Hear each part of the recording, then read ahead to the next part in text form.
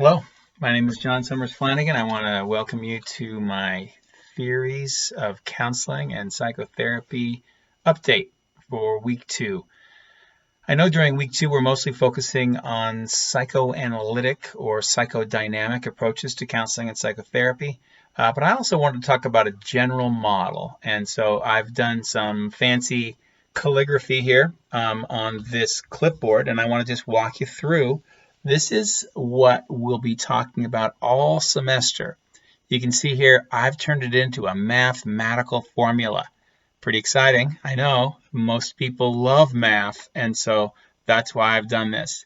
I've got here C1 and C2. That represents client and counselor. And I put them in parentheses, and then I've got a little 3 there, meaning that it's cubed. So we have the client and the counselor cubed, and that represents the working or the therapeutic alliance, because that's really where a lot of the magic happens. Things are happening when we get two people together, and it has a lot to do with the working alliance. Now, here I have MOC, which refers to as mechanism of change. So we've got the client and the counselor cubed times the mechanism of change. Now, the mechanism of change is going to change or be different depending upon the theoretical orientation that you're following. But this is where a lot of the action happens. It's where we decide as clinicians, what are we listening for? What is the central focus? And what is the way in which we're going to formulate the case, which will guide us in terms of how we act in the room with the client, and what sorts of assignments we may or may not use outside of the counseling office.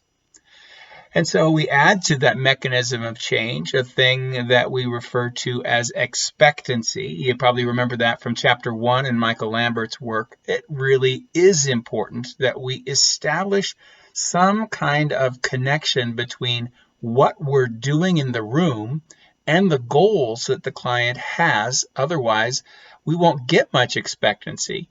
But we can capitalize on expectancy, sometimes referred to as placebo or hope, by really making it clear what the rationale is for us using this particular method of change or mechanism of change. And E2 refers to extra therapy or extra therapeutic factors.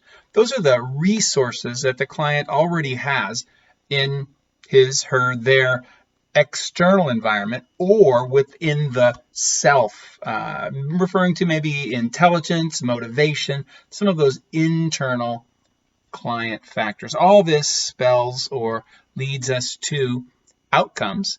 And so as we look from theory to theory, we're going to be looking at what is the mechanism of change, but the relational factors will often be similar. The expectancy and the utilization of extra therapeutic resources, all of those stay more or less stable in this mathematical equation that I just developed for how counseling and psychotherapy work. Thanks for listening. As always, this is John Sommers-Flanagan signing off.